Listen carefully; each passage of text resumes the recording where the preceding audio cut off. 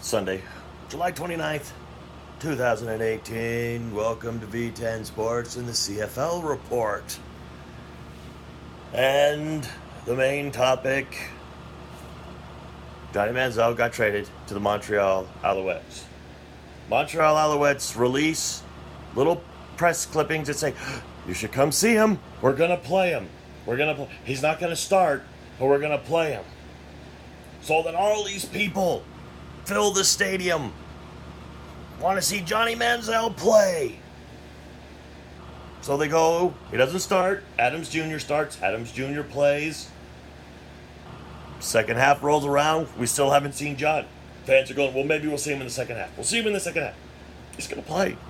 I know he's going to play. We didn't buy these number 2 Manziel jerseys for no reason. Second half starts to tick on by. It's like we're behind by like 19 points. For sure they're going to put Johnny out there now. The game's over. Why not throw him out there? It's like, well, there's like only maybe 5 or 6 minutes left in the game. Johnny's got to get in, right? Johnny's getting in. We're going to stay to the end because Johnny might come in. We're staying.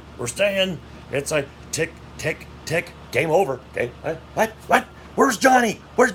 He better be throwing footballs up into the stands. I want to see him do something. All he did was sit on the sidelines the whole time. So Twitter was pissed. Everybody was a little miffed about the whole thing. Twitter was pissed. People on Twitter were pissed. But here's the deal. As football fans, we probably should have known better. We probably should have known that a guy that was going to have like maybe 1 or 2 practices for a brand new team in a game that he's still very new at. I'm talking CFL football. He's not new at football, but he is new to CFL football, to Canadian Football League rules. I think we should have known a little bit better. Maybe we shouldn't have thought so much that he's just going to come in and save the day. We should have known that there's still a lot of things that he has to understand and a lot of things that he's got to learn protections. He's got to learn the reads. He's got to learn the playbook. He's got to learn. There was a lot of stuff that he still needed to do. So maybe, even though Montreal kept saying he's going to get in, we're going to play him, come see us, as football fans, we probably should have seen through that. We probably should have understood it. It's like, you know what? Nobody really just comes in as a quarterback and just picks up the offense right away. Now, I get it. I think you can sometimes plug in an offensive lineman and you can plug in wide receivers and especially if they've been playing Canadian Football League rules, but Manziel doesn't have that, So I think we should have known a little better. I think as football fans, we should have understood it. But the thing is, even Mike Sherman, he comes out and says, well, I had a 20% chance I was going to play him. It's like, no, you didn't. You were never going to play him. But they have to, he kind of has to say that to kind of back Montreal from putting all this stuff out that says he was going to play. I understand a lot of people were notably angry, but as football fans, we probably should have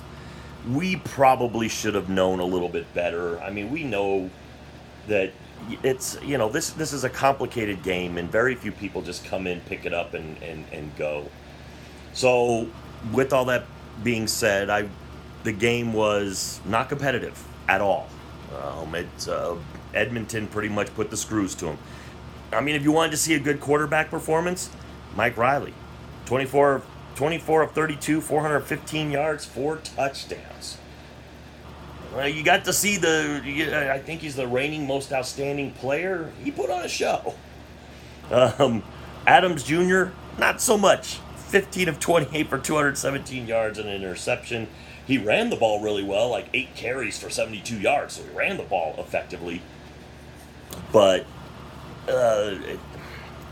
Montreal is in need of a lot of help, and hopefully Manziel will get in there at some point. But we might still have to wait a couple weeks before he might be starting. I don't think he's even going to start this week. I'm not even sure if Montreal's playing this week, but I'll go into that when I do my CFL predictions next week. Now, as for the CFL predictions, I was actually 3-1.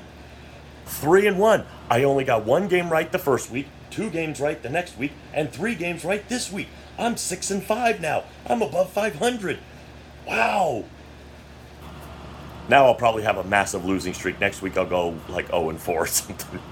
But Edmonton beat them. They're 4-2. They have 8 points. They're pretty much dominating their division. But as football fans, like I said, we should have known Manziel probably wasn't going to play in that game. Realistically, he probably wasn't going to play. It probably irks the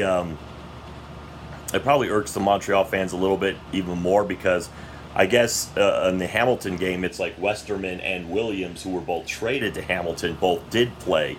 Not a lot, but they did play, or they didn't do a lot, I guess, is probably still getting used to some things. So the next game was Toronto and Winnipeg on Friday. Toronto, they just look like they're going to be in a downward spiral for most of the season. I'm not saying they can't turn it around, but 40-14, and Franklin was ineffective. The stats don't look bad when you see 20 of 31 for 236 yards, but when you get to the 3 interceptions, that looks bad. Wilder Jr. actually did play, even though he went out with the injury in practice during the week, and he was pretty good, 16 carries for 81 yards.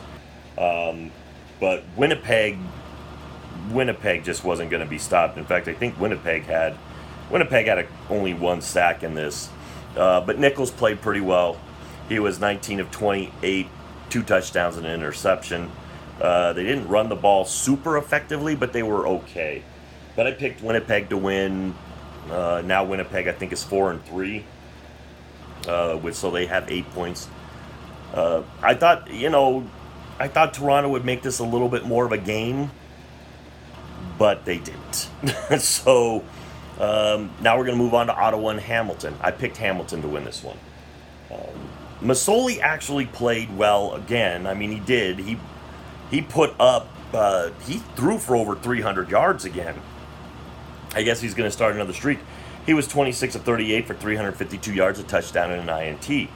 They did not run the ball effectively at all.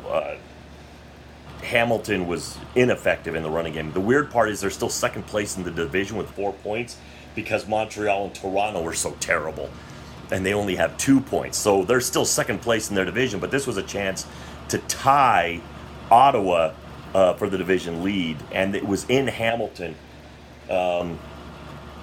Their field goal kicker, whose last name is just Harjalua, Harujalua, he was 2 of 4 on field goals. If he would have been 4 for 4 on field goals, it would have been 21-21. But Ward made all 7 of his. But that tells you, it's like at least Masoli got it into the end zone, whereas Ottawa didn't get a single touchdown. They did it with 7 field goals. Harris didn't play bad, 23 of 35. Powell, 15 carries for 47 yards. Once again, at one point he was leading the league in rushing very early, and he hasn't looked real good since I mentioned it. I guess it's probably my fault that I mentioned it. But for Hamilton, Williams, who was a pickup of theirs, 2 catches for 22 yards, and Westerman had 3 tackles. So that basically maxes out what the trade was about. Manziel didn't play, and the 2 players that went to Hamilton did play. But they've been playing Canadian football for a lot longer than Manziel has. So this moves us on to the last game. Right now Ottawa's 4-2. They got 8 points, and they're leading the division by 4 points over Hamilton. Then in the last game was Calgary versus Saskatchewan. Calgary jumped out to a 24-0 lead. And Saskatchewan was game. They tried to come back. Bo Levi Mitchell didn't have a ton of yards passing, but he threw 3 touchdowns. Had an interception, but he didn't look bad. Calgary also didn't do much on the defensive side of the ball either. I don't even think they intercepted Bridge or Wofford at all. It's just Bridge never got it into the end zone. And it doesn't look like, Saskatchewan didn't run the ball very well. Bridge was 19 of 29 for 147 yards, so not a lot of offense. it doesn't look like there was a lot of offense, period, but yet there was a lot of points put up. But if you look at the stats, not a lot of rushing yards, not a lot of throwing yards, not a lot of receiving yards, of course. But you look at a 34-22 score, and you would think that there was a lot of offense, but there really wasn't. But Calgary remains undefeated, and Saskatchewan's not a slouch team. They're not terrible, but they fall to 3-3 with 6 points. Calgary's now 6-0 with 12 points. So I got that game right as well. I did pick Calgary to win. I don't know if I picked them to win by 12, but I did pick them to win. So the takeaway really is that right now Edmonton is second place in the division. They have 8 points, and or second place. If they were in the East, they'd be tied for the lead with Ottawa. Winnipeg has 8 points as well, but they're 4-3, so they have one more loss over what Edmonton has. Calgary's 6-0, playing really well, and even in a game where the offensive numbers didn't look real good, they still jumped out to the 24-0 lead. And even at that point, Saskatchewan was only able to put up 22 points, so the points they put up in the first quarter were effective. But what do you think about Montreal telling everybody and teasing everybody that they're going to play Manziel, and then they didn't? Do you think that's kind of dirty pool?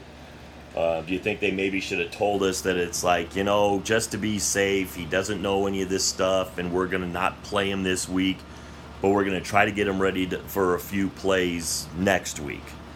And do you think maybe as football fans we should have known better?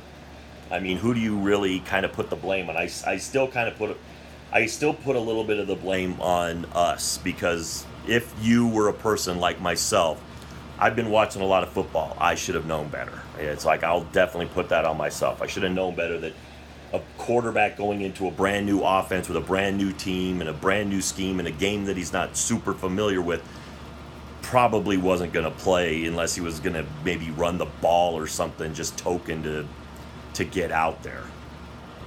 But I kind of, in my mind, for some reason, I just let myself believe that he was going to play. But did you think he was going to play? Maybe you were, among the people that said, there's no way he's playing. There's no way. It's just not going to happen. But I know a lot of people were expecting him to play. So I think a lot of people just kind of looked into it and said, he must know enough, or, he's a former NFL quarterback, so he should be able to just jump in. But I guess that's just not the way it is. We got to realize it's still football, and you still got to learn everything first. So let me know what you think down in the comments below. With all that being said, to the troops, past, present, and future, thanks for the freedom.